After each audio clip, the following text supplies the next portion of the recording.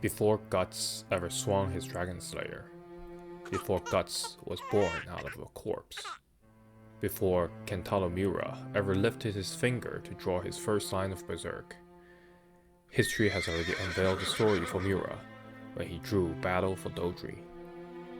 The story I'm about to share with you unfolds over 2 millennia ago, in the land of the dragon, across a battlefield and river filled with blood, passion, and perseverance. It is still known to every single Chinese, so deeply into their blood as 背水一战, or battle with the water behind their back. Formerly, it is known as the Battle of Jingxing. Today, we're going into Battle for Doldrey and deeper. We're going into the Battle of Jingxing and deeper. We're going to talk about art of war.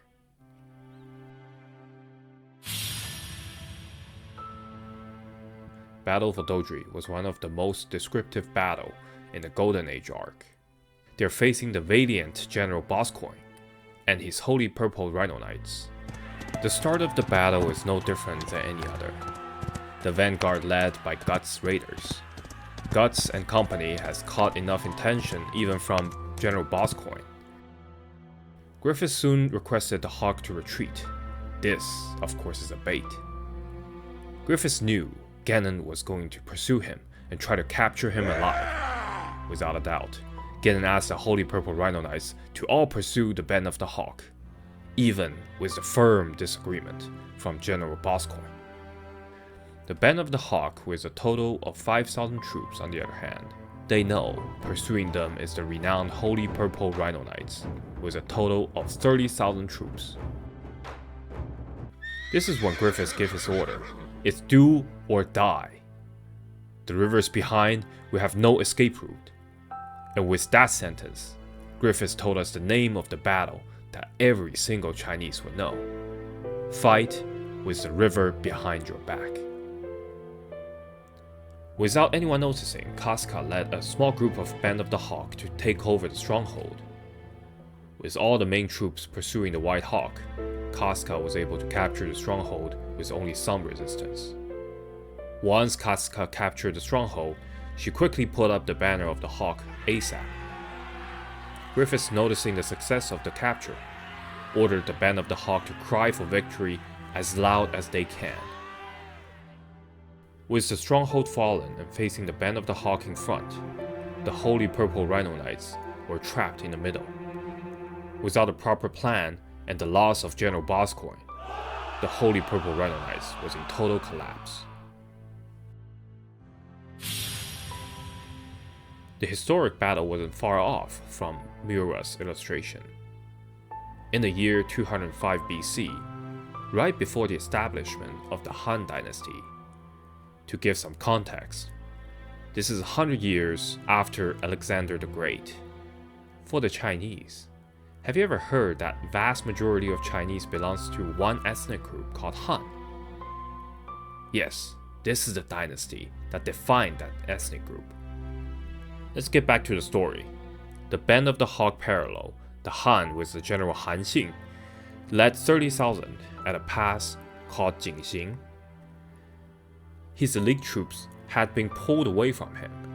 All that he has left is new recruits and surrendered enemies. Beyond that, they have been cut off from supply by the order of their enemy general, Chen Yu of Zhao. Even with 200,000 troops, Chen Yu wanted to wait for Han Xing's troops to lose hope.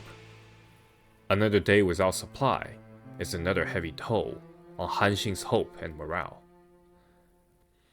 Han Xing knew if they wait, there is no hope. So one night, he ordered 2,000 troops to sneak into the enemy stronghold in secret without even his troops knowing. He ordered 10,000 troops to stay and lay formation with the river on their back and prepare for glorious battle against 200,000. And just like Griffith, Han Xing performed a frontal assault at the stronghold, acting like this is their finale. As the bait, when they were running away defeated, Han Xing even asked his troops to not bring their flags or war drums. Chen Yu of Zhao, knowing there are two other groups of Han army in two other directions. He wanted to annihilate Han Xing so he will not be flanked. Chen Yu took the bait and asked everyone to pursue Han Xing. Once the main troop of Han Xing retreated to the river, they saw their 10,000 brothers. They quickly collected themselves and took formation, ready to die together.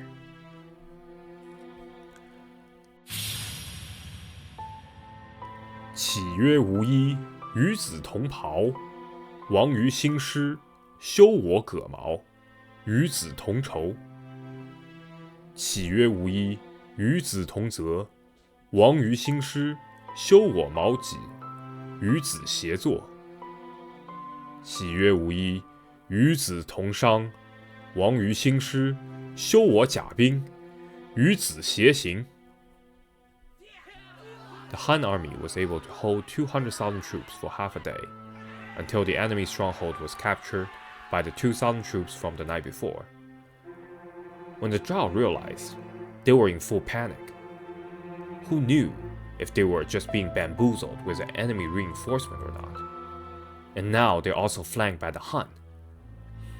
This battle ended with the king of Zhao being captured and killed.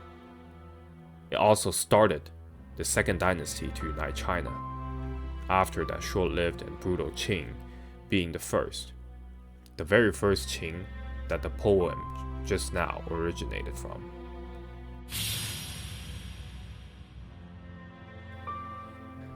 According to Art of War, you will take formation with the river in front of you, because when the enemy troops charges towards you, you can meet them in the water. The enemy will need to spend much more energy dealing with the current. If you put the river behind your back, it eliminates the possibility to retreat. You will be caught in the current. Interestingly, this little fact was not in our version of Art of War. In an archaeological discovery in 1972, the Yingqueshan Han slips, we have found the Han dynasty's version of Art of War. And it says, 右复丘陵 左潜水泽, which roughly translates to, you want to put mountains behind your back and put waters in front of you. This is exactly what Han Xing's general asked him about. Han Xing's answer to his general was, this strategy is well documented in Art of War. You just haven't been paying attention. Art of War says, 投之亡地而后存，陷之死地，然后生. Place your army in deadly peril, and it will survive. Plunge it into desperate straits. It will come off in safety. Now that we only have a small group of untrained soldiers, we must put them to death ground. Only then will they fight for their life and survive. As for Han Xing's ending, you would assume he lived a good life. Just like a lot of generals in Chinese history and even Roman history. He was accused of treason and executed. Not only was he executed, his father's family, his mother's family, and his wife's family were all executed. What is Griffith's ending? I do not know, but I hope it will be no easier than Han Xing.